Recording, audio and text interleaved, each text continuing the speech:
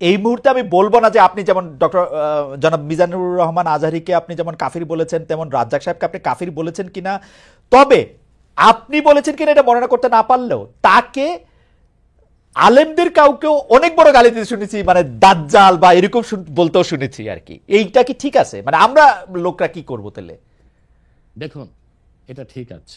কেন ঠিক আছে? সেটা হচ্ছে তাদের বক্তব্যগুলো এত মারাত্মক, এবং বক্তব্যগুলো যখন আল্লাহ তার হাবিব মুহাম্মদ সাল্লাল্লাহু আলাইহি সাল্লামের সম্মানের খেলাফ যায়, তখন কিন্তু আমাদেরকে কঠোর ভাষায় তাদেরকে প্রতিহত করতে হয়। যেমন আপনি যে তরুণ বক্তার কথা বললেন, তরুণ বক্তা, সে লোকটা কি বলেছে? সে আল্লাহর হাবিব নূর নবীজি মুহাম্মদ মুস্তাফা সাল্লাল্লাহু আলাইহি সাল্লামের আরশচুম্বী সম্মানের খেলাফ, আল্লাহ তাআলার সম্মানের খেলাফ বক্তব্য দিয়েছে, হালাল শব্দ ব্যবহার করছে। এটা কি হয়? সে বলেছে আম্মা জান খাদিজা ভার্জিন ছিলেন না, আমার মাকে যদি কেউ বলে ভার্জিন ছিল না আমি মেনে নিব। সে বলেছে যে এরপর না, কিন্তু স্যার আপনার কাছে কি মনে হয় না উনি তাকে আসলে অসম্মান করার জন্য একটা ফ্যাক্ট সামনে আনছেন? না না না, এটা আপনাদের মৌলিক বিশ্বাসের মধ্যে একটা বড় ঘাপলা। আমার সাথে আপনার কথা বলার যে শব্দচয়ন, সেটা কখনো আল্লাহ তার হাবিব সাল্লাল্লাহু আলাইহি ওয়াসাল্লামের শানে ওই শব্দচয়ন ব্যবহার হতে পারে না। ইসলামী আইন শাস্ত্র স্পষ্ট এসেছে যে দেখুন, আমি আপনাকে একটা হাদিস শোনাচ্ছি, একটা হাদিসে কুদসি। আল্লাহ তাআলা তার হাবিব, আপনি একটু আপনার জন্য উপকার হবে, জনগণের জন্য উপকার হবে, একটা দলিলই যথেষ্ট। খন্দক যুদ্ধে আল্লাহর হাবিব সাল্লাল্লাহু আলাইহি সাল্লামের আসর নামাজ কাজা হয়েছিল, আর উহুদ যুদ্ধে আল্লাহর হাবিব সাল্লাল্লাহু আলাইহি সাল্লামের দাঁত শহীদ হয়েছিল। উহুদ যুদ্ধে আল্লাহ হাবিব সাল্লাল্লাহু আলাইহি সাল্লামের দাঁত শহীদ হওয়ার পর আল্লাহ হাবিব সাল্লাল্লাহু আলাইহি সাল্লাম কাফিরদেরকে বদদুয়া করেন নাই, কিন্তু খন্দক যুদ্ধে নামাজটা ছুটে যাওয়াতে এত কষ্ট পেয়েছেন আল্লাহর হাবিব, তিনি বদদুয়া করেছেন আল্লাহুম্মা ইমলা বুতুনাহুম ওয়া কুবুরহুম নারা, আল্লাহ কাফিরদের কবরগুলো আর সিনাগুলো জাহান্নামের আগুন দিয়ে ভরপুর করে দাও, তাদের কারণে আসর নামাজটা পড়তে পারলাম না। মাগরিবের পর আল্লাহর হাবিব সাল্লাল্লাহু আলাইহি ওয়াসাল্লাম আসর কাজা করে মাগরিব পড়েছেন। আল্লাহ তখন হাদিসে কুদসি নাজিল করেছেন, মুহাম্মদ সাল্লাল্লাহু আলাইহি ওয়াসাল্লাম, আপনি উহুদে আপনার দাঁত শহীদ হয়েছে, আপনি মাফ করে দিয়েছেন, কিন্তু খন্দকে নামাজ চলে গেছে, আমার হকটা মাফ করলেন না। আল্লাহ সেদিন নিয়ম করে দিলেন, আল্লাহ বললেন যে আপনার উম্মতের মধ্যে কোনো ব্যক্তি যদি সারা জীবনও নামাজ না পড়ে, সে কাফের হবে না, গুনাহগার হবে, পানিশমেন্ট পাবে, কিন্তু ওমান তাআনা শাআরাতাম মিন শাআরাতিকা ইয়াকফুর, কিন্তু আপনি মুহাম্মদ সাল্লাল্লাহু আলাইহি ওয়াসাল্লামের একটি চুল মোবারক নিয়ে যদি কেউ মন্তব্য করে, সে কাফের হয়ে যাবে। তার মানে হচ্ছে আমার আপনার ক্ষেত্রে যে শব্দচয়ন চলে, সেটা আল্লাহ তার হাবিব সাল্লাল্লাহু আলাইহি ওয়াসাল্লামের আরশচুম্বী শানে চলে না। এখন ইচ্ছাই হোক অনিচ্ছাই হোক, ওই রকম শব্দ ব্যবহার যে করবে, ইসলামী আইন শাস্ত্র মতে সে কাফের বলে ঘোষিত হবে। ওকে, সেই একইভাবে আপনি মাওলানা রাজ্জাক বিন ইউসুফকেও আপনি বলছেন যে তার কিছু শব্দচয়ন নিয়ে আপনার আপত্তি ছিল, সেটা একইভাবে সেটা বলছেন সে মাওলানা রাজ্জাক বিন ইউসুফ সম্পর্কেও। এবং তিনি দেখেন একটা কথা বলি, আব্দুর রাজ্জাক সাহেবকে গালি দেওয়াতে আপনি যত কষ্ট পেয়েছেন, সে তত কষ্ট পায়নি, কারণ সে তার ভুলটা বুঝতে পেরেছে। আমি যে কোনো গালি শুনলেই কষ্ট পাই, যে কোনো গালি শুনলেই কষ্ট পাই। আপনি তার প্রমাণ হচ্ছে সৌদি এমবিসিতে আমাকে দাওয়াত করেছিল গত বছর, আমি কিন্তু আব্দুর রাজ্জাক সাহেবের ছেলেকে চিনতাম না, কিন্তু দৌড়িয়ে এসে আব্দুর রাজ্জাক সাহেবের ছেলে আমাকে আলিঙ্গন করেছে এবং বলেছে আমি আব্দুর রাজ্জাক সাহেবের ছেলে। তার মানে আমরা যদি কারো ভুল ধরি, কাউকে গালি দিই, কুফর ফতোয়া দিই, সেটা ব্যক্তি আক্রোশ থেকে না, এটা তারাও জানে, এবং আমরা চাই তারা তওবা করুক, সংশোধনে আসুক। এখন যে স্কলার গুলোকে আমি কাফের বলেছি, গালি দিয়েছি, আপনার কষ্ট লাগলো, তারা আল্লাহর কাছে ক্ষমা চাইতে তাদের বাধাটা কোথায়? আপনার মতের সাথে যদি তাদের দ্বিমত থাকে, আপনি যেটা বলতেছেন সেটা যদি তারা ঠিক না মনে করে, ডিবেট করে তো আল্লাহর কসম বলছি, আমি তাদেরকে যে ফতোয়া দিয়েছি এটা যদি তারা খণ্ডন করতে পারে, আমি প্রকাশ্যে তওবা করব, তাদের কাছে মাফ চাইবো।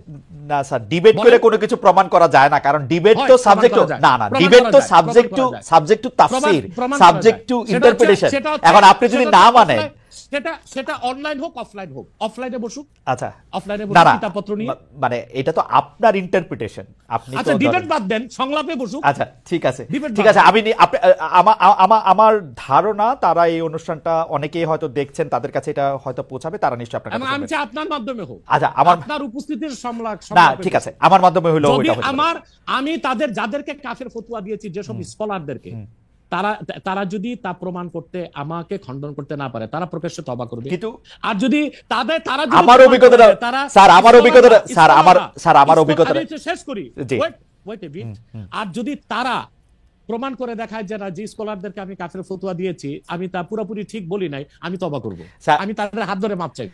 স্যার, আমি আমার অভিজ্ঞতাটা বলি। আমি বাংলাদেশে সাংবাদিকতা করি আজকে 27 বছর।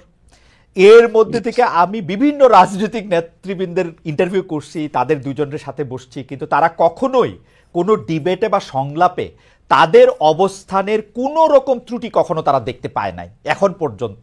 তো এই জন্য হচ্ছে সংলাপে কোনো কিছু প্রমাণ করা না প্রমাণ করার জন্য আমার থেকেও কাউরে যদি আপনারা এরকম মানেন যে উনি যেই পক্ষে এটা বলবেন, তাহলে বোধহয় এটা সুবিধা হয়, কারণ এটা কোনো একটা রায় বা ভার্ডিক্ট দিতে হবে, রায় বা ভার্ডিক্ট দিতে হবে না। আপনি দেখেন, সংলাপে কোনো ডিবেট না, ডিবেট হচ্ছে মুবাহাসা। সেখানে ঝগড়া হতে পারে, তর্ক বাড়তে পারে, কিন্তু সংলাপটা হচ্ছে আন্তরিক পরিবেশে দলিল প্রমাণ নিয়ে উপস্থাপন করা। এটা তো হতেই পারে, এটা আপনি করতে পারেন, এটা অফলাইনে অনলাইনে অন্যরা করতে পারে, এবং তারা সবাই বাংলাদেশে এখন আছে। যদি ইসলামিক ফাউন্ডেশনে তারা বর্তমান যে খালেদ সাহেব আছে, উনি তো একজন ধার্মিক মানুষ, তার উপস্থিতিতে করেন আরো সুন্দর হয়। কিন্তু আমরা যাদেরকে, যে স্কলারদেরকে কুফর ফতোয়া দিয়েছি, সেক্ষেত্রে আমরা অনর এবং অবিচল। এবং আপনি যে স্কলারের কথা বলেছেন, সে আমাকে কথা বলতে চেয়েছে, আমি তার সাথে কথা বলিনি, এবং সে হয়তোবা আসতেও চেয়েছে, আমি অ্যালাউ করি না। আমার শর্ত একটাই, যে আমি যে ফতোয়া দিয়েছি তা আমি প্রমাণ দিব। তারা তাদের স্কলার নিয়ে বসুক, যদি প্রমাণ দেয়, আমি দিতে পারি, তাহলে ক্ষমা তো আমার কাছে চাইবে না, আল্লাহর কাছে ক্ষমা চাইতেও কি ভাই লজ্জা আছে? না, তা নাই। ঠিক আছে, আমরা আমাদের একটু একটা ঘটনা, স্যার 1 মিনিট, স্যার 1 মিনিট, এক সেকেন্ড। মরহুম মাওলানা আশরাফ আলী থানভী রহমতুল্লাহ, নাম শুনেছেন? জি জি। উনি কিন্তু আমাদের সকল ঘরানার একজন মুরব্বী। তো ওনার একটা চমকপ্রদ ঘটনা, উনি একবার ইউপিতে এসেছিলেন জনপুরে। তো ওখানে আহমদ রাজা খান বেরেলি, ওনার অনুসারীরা বললেন যে আশরাফ আলী থানভী কুফর করছে, সে কাফের। আশরাফ আলী থানভী রহমতুল্লাহ কত বিচক্ষণ ব্যক্তি ছিলেন। তখন আমার দাদা উপস্থিত ছিলেন সেখানে, ওনার বয়স তখন খুব কম। তিনি জনপুর সাহেব মসজিদের মিম্বরে দাঁড়িয়ে বললেন, তোমরা যারা বলতেছো আমি কাফের, তা আমি এখন কলেমা পড়ি? বলে পড়েন। তিনি কালেমা শাহাদাত, কালেমা তাইবা পড়লেন। পড়ার পর বলে, এখনো কি আমি কাফের? বলে না। তিনি তখন ওয়াজ শুরু করলেন।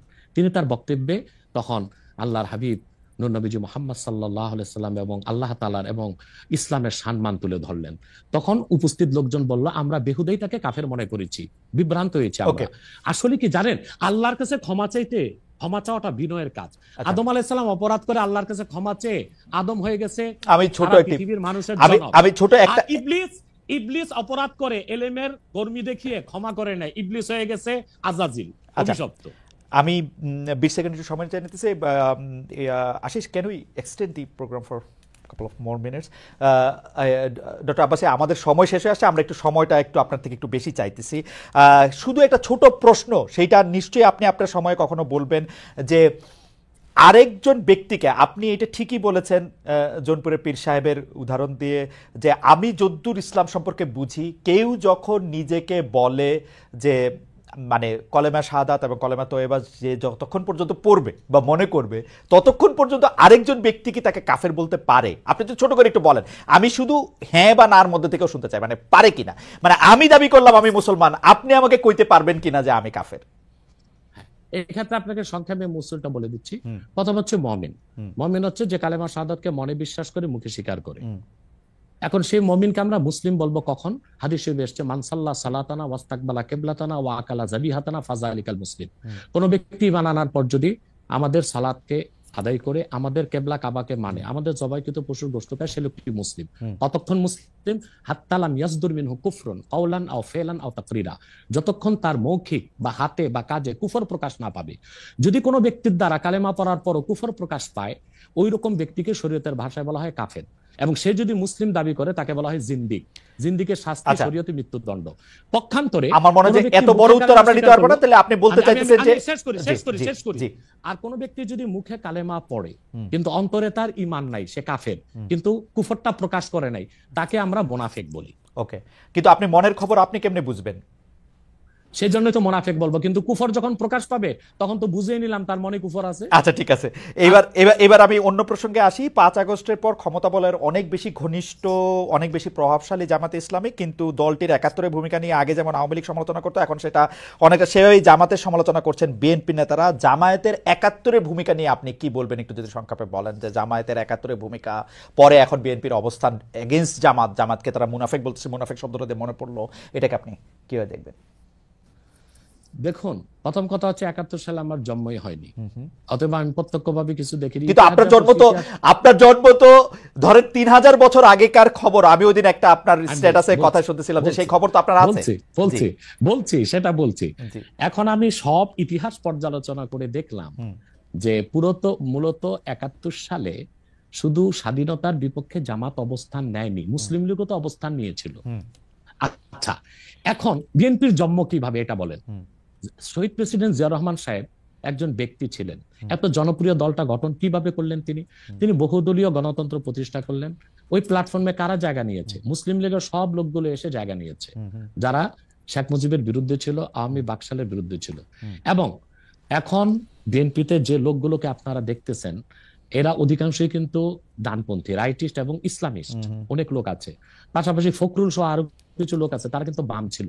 ফখরুলের কিন্তু রাজনৈতিক নেতা হচ্ছে রাশেদ খান মেনন। আমি মনে হয় রাশেদ খান মেননে, আমার ভুল না হলে জেলে আছে। তো তারা কিন্তু তারা এইরকম বিএনপিতে প্রচুর বামের ডান এসেছে, অর্থাৎ তারা বামের ডান হয়েছে এখন বিএনপিতে এসে। তো প্রচুর পরিমাণ মুসলিম লীগের লোক তো বিএনপি আছে, তারা তো স্বাধীনতার যুদ্ধের বিরোধিতা করেছিল মুসলিম লীগ থাকা অবস্থায়। তো শুধুমাত্র স্বাধীনতার যুদ্ধের বিরোধিতার জন্য জামাতকেই ধোলাই করবেন? তাদেরকে কি ধোলাই করা উচিত না? এখন প্রশ্ন হচ্ছে কেন ৭১ সালে জামাত, আমি এক কথায় উত্তর দিব যে ৭১ সালে বাংলাদেশের স্বাধীনতার বিপক্ষে অবস্থান নেওয়াটা জামাতের রাজনৈতিক ভুল সিদ্ধান্ত ছিল। যেহেতু এটা স্পষ্ট ছিল যে বাংলাদেশ থেকে প্রায় ১৯০০ কিলোমিটার দূরে পাকিস্তান, তো মাঝখানে সাগর এবং ভারত, সেখানে দুই জায়গায় দুইটা দেশ থাকতে পারে না। আমি বরং মনে করতাম তখন জামাতের এটাই সিদ্ধান্ত নেওয়া উচিত ছিল যে স্বাধীনতার পক্ষ নিয়ে নেওয়া, কিন্তু তারা নেয় নাই কেন? সেটা একটা জবাব তারা এটা দিয়ে থাকে যে তারা বুঝতে পেরেছিল বাংলাদেশ স্বাধীন হলে ভারত এখানে করবে, আধিপত্য বিস্তার করবে। এবং সেটা আমরা পরে দেখি যে ভারত কিন্তু আধিপত্য বিস্তার করেছে। এবং শেখ মুজিবুর রহমানের মতো একজন নেতাও কিন্তু ভারতের আধিপত্য থেকে বাংলাদেশকে মুক্ত করতে পারে নাই। জিয়া কেন এত, জিয়া রহমান, আমরা যে এত ভারতের আধিপত্যের কথা জিয়া রহমান, একটু খালেদ ভাই, একটু জিয়া রহমানের জনপ্রিয়তার মূল কি? জিয়া রহমানের জনপ্রিয়তার মূলে ছিল দুইটা বিষয়।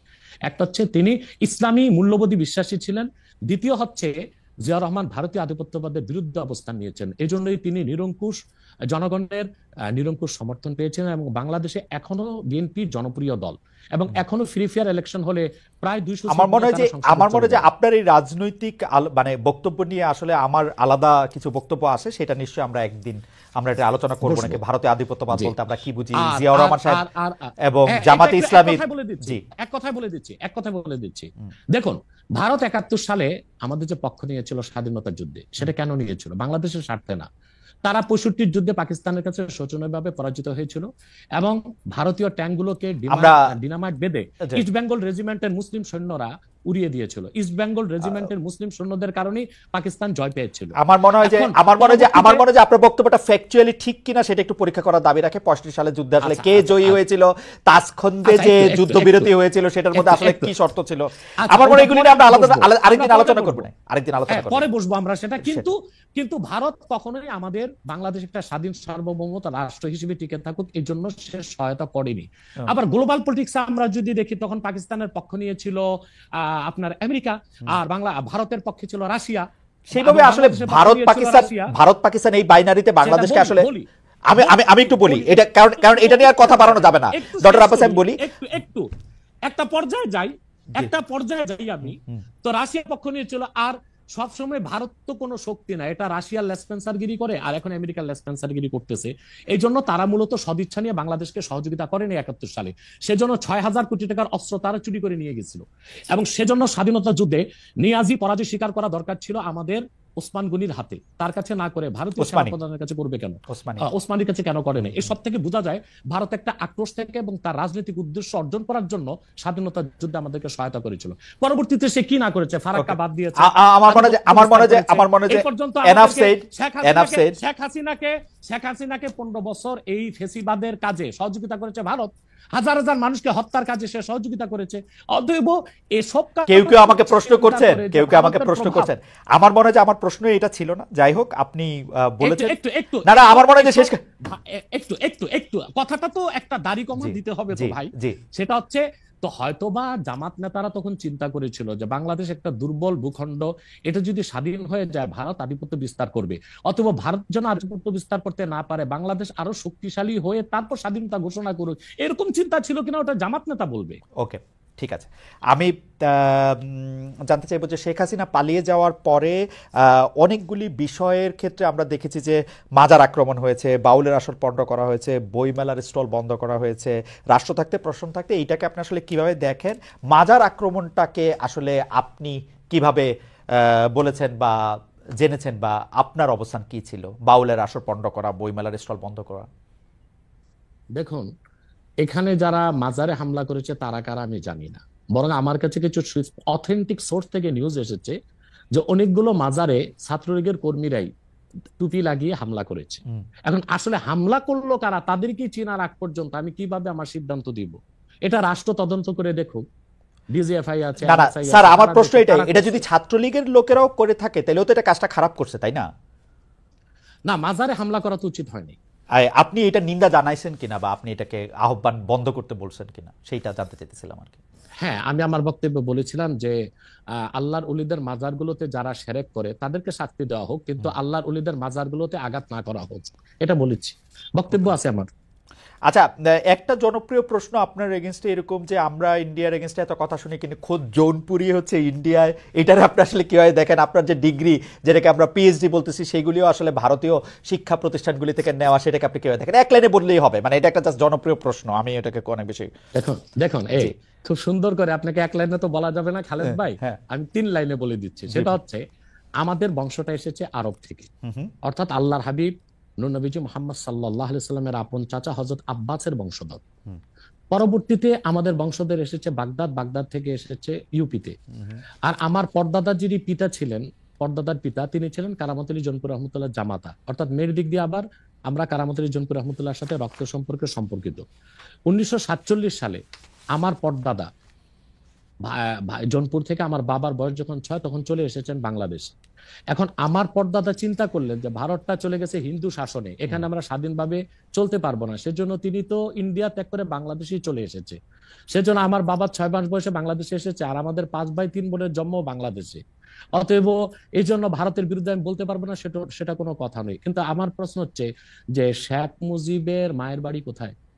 না না, সেগুলি তো ভারতে, সেটা তো আরেকজনের প্রসঙ্গ, তো আরেকজনের প্রসঙ্গ। বলি না একটু বলি না, জি জি জি, এটা তো বলতে হবে তো। তারপর হোসেন সৈয়দ সরওয়ার্দির বাড়ি কই ছিল? তার বাবার বাড়ি ছিল কলকাতা। আব্দুল হামিদ খান ভাসানী, তার বাড়ি ছিল আসামের ভাসানটেক। এরা সবাই কিন্তু পূর্বপুরুষ ভারতে ছিল। অতএব জোনপুরে হওয়ার কারণে আমি ভারতের বিরুদ্ধে করতে পারবো না, এটা হয় না। বরং আমি যে অন্যরা বাংলাদেশের হয়ে রয়ের দালালি করে আর আমি রয়ের বিরোধিতা করি, এটাই তো আমার কৃতিত্ব।